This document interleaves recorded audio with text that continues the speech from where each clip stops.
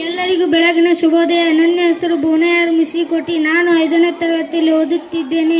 ಇಂದಿನ ಸಚೇತನ ಕಾರ್ಯಕ್ರಮ ಪರಿಸರ ಸಂರಕ್ಷಣೆ. ಪರಿಸರವು ನಮ್ಮ ಸುತ್ತಲಿನ ಗಾಳಿ, ನೀರು, ಮಣ್ಣು, ಸಸ್ಯಗಳು ಮತ್ತು ಪ್ರಾಣಿಗಳನ್ನು ಒಳಗೊಂಡಿದೆ.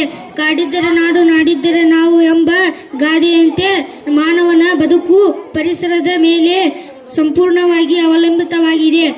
ಆದರೆ ಆಧುನಿಕ ಜಗತ್ತಿನಲ್ಲಿ ಹೆಚ್ಚುತ್ತಿರುವ ಮಾಲಿನ್ಯ, ಕಾಡುಗಳ ನಾಶ ಮತ್ತು ಸಂಪನ್ಮೂಲಗಳ ದುರ್ಬಳಕೆಯಿಂದ ಪರಿಸರ ಸಮತೋಲನ ತಪ್ಪುತ್ತಿದೆ.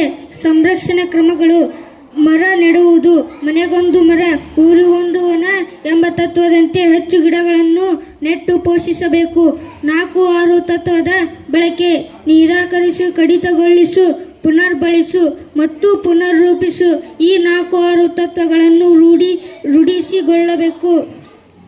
ಜಾಗೃತಿ ಮೂಡಿಸುವುದು: ವಿಶ್ವ ಪರಿಸರ ದಿನದಂದು ಜೂನ್ 5 ಅರಿವು ಕಾರ್ಯಕ್ರಮಗಳನ್ನು ಹಮ್ಮಿಕೊಳ್ಳಬೇಕು.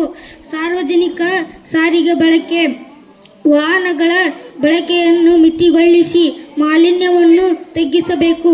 ನಾವು ಪರಿಸರವನ್ನು ಹೇಗೆ ರಕ್ಷಿಸಬಹುದು? 5 ಸರಳ ಮಾರ್ಗಗಳು. ತ್ಯಾಜ್ಯವನ್ನು ನಿಯಂತ್ರಿಸಿ. ತ್ಯಾಜ್ಯದ ಅಸಮರ್ಪಕ ವಿಲೇವಾರಿ: ಇದು ಪರಿಸರಕ್ಕೆ ಅಪಾಯವನ್ನುಂಟು ಮಾಡುವ ಮುಖ್ಯ ತ್ಯಾಜ್ಯವು ಪರಿಸರಕ್ಕೆ ಹರಡುತ್ತದೆ, ಮಣ್ಣು, ನೀರು ಮತ್ತು ಗಾಳಿಗೆ ಪ್ರವೇಶಿಸುತ್ತದೆ. ಮತ್ತು ತ್ಯಾಜ್ಯವನ್ನು ನಿಯಂತ್ರಿಸಿ. ತ್ಯಾಜ್ಯದ ಅಸಮರ್ಪಕ ವಿಲೇವಾರಿ: ಇದು ಪರಿಸರಕ್ಕೆ ಅಪಾಯವನ್ನುಂಟು ಮಾಡುವ ಮುಖ್ಯ ತ್ಯಾಜ್ಯವು ಪರಿಸರಕ್ಕೆ ಹರಡುತ್ತದೆ, ಮಣ್ಣು, ನೀರು ಮತ್ತು ಗಾಳಿಗೆ ಪ್ರವೇಶಿಸುತ್ತದೆ ಮತ್ತು ಅವುಗಳ ಮಾಲಿನ್ಯಗೊಳಿಸುತ್ತದೆ. ಪರಿಸರ ಹಾನಿಯನ್ನು ಕಡಿಮೆ ಮಾಡಲು ಸರಿಯಾದ ತ್ಯಾಜ್ಯ ವಿಲೇವಾರಿ ತಂತ್ರಗಳನ್ನು ಬಳಸಿಕೊ.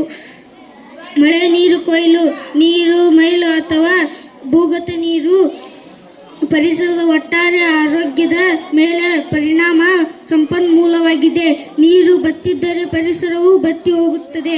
ನೀರು ಮತ್ತು ಪರಿಸರವನ್ನು ಉಳಿಸಲು ಮಳೆ ನೀರು ಕೊಯ್ಲು ಉತ್ತಮ ಆಯ್ಕೆಯಾಗಿದೆ. ಪರಿಸರ ಸ್ನೇಹಿಯಾಗು. ಪರಿಸರದ ಹಿತದೃಷ್ಟಿಯಿಂದ ನಾವು ಪರಿಸರ ರಕ್ಷಕರಾಗುತ್ತೇವೆ. ಪ್ಲಾಸ್ಟಿಕ್ ಬದಲಿಗೆ ಜೈವಿಕ ವಿಘಟ ಬ್ಯಾಗ್ಗಳನ್ನು ಬಳಸುವುದು, ಪೇಪರ್ ಬ್ಯಾಗ್ಗಳನ್ನು ಬಳಸುವುದು, ಮರಗಳನ್ನು ನೆಡುವುದು, ಸ್ವಚ್ಛತಾ ಅಭಿಯಾನಗಳಲ್ಲಿ ಮತ್ತು ಇನ್ನೂ ಹೆಚ್ಚಿನದನ್ನು ನಾವು ಮಾಡಬಹುದು. ರಾಸಾಯನಿಕಗಳಿಂದ ದೂರವಿರಿ. ಪ್ರಾಥಮಿಕವಾಗಿ ಕೃಷಿ ವಲಯದಲ್ಲಿ ರಾಸಾಯನಿಕಗಳ ಬಳಕೆಯನ್ನು ಸಾಧ್ಯವಾದಷ್ಟು ತಪ್ಪಿಸಿ.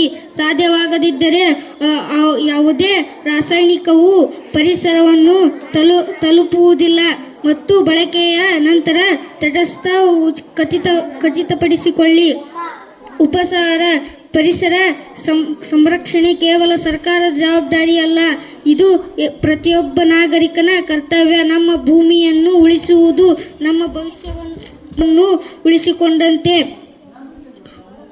ಉಪಸಾರ: ಮಾನವ ಚಟುವಟಿಕೆಗಳು ಪರಿಸರವನ್ನು ನಾಶ ಮಾಡುವ ಮತ್ತು ಮಾನವೀಯತೆಯನ್ನು ನಿಮ್ಮೂರ ಜವಾಬ್ದಾರಿಯನ್ನು ಹೊಂದಿದೆ. ಆದ್ದರಿಂದ ಅದನ್ನು ಹೇಗೆ ಮಾಡಬೇಕೆಂದು ನಮಗೆ ತಿಳಿದಿದೆ. ನಮ್ಮ ಪರಿಸರವನ್ನು ರಕ್ಷಿಸುವ ಮಹತ್ವವನ್ನು ನಾವು ಅಂಗೀಕರಿಸಬೇಕು ಮತ್ತು ಅರ್ಥ ಮಾಡಿಕೊಂಡು ಕ್ರಮ ತೆಗೆದುಕೊಳ್ಳಬೇಕು. ಎಲ್ಲರಿಗೂ ಧನ್ಯವಾದಗಳು.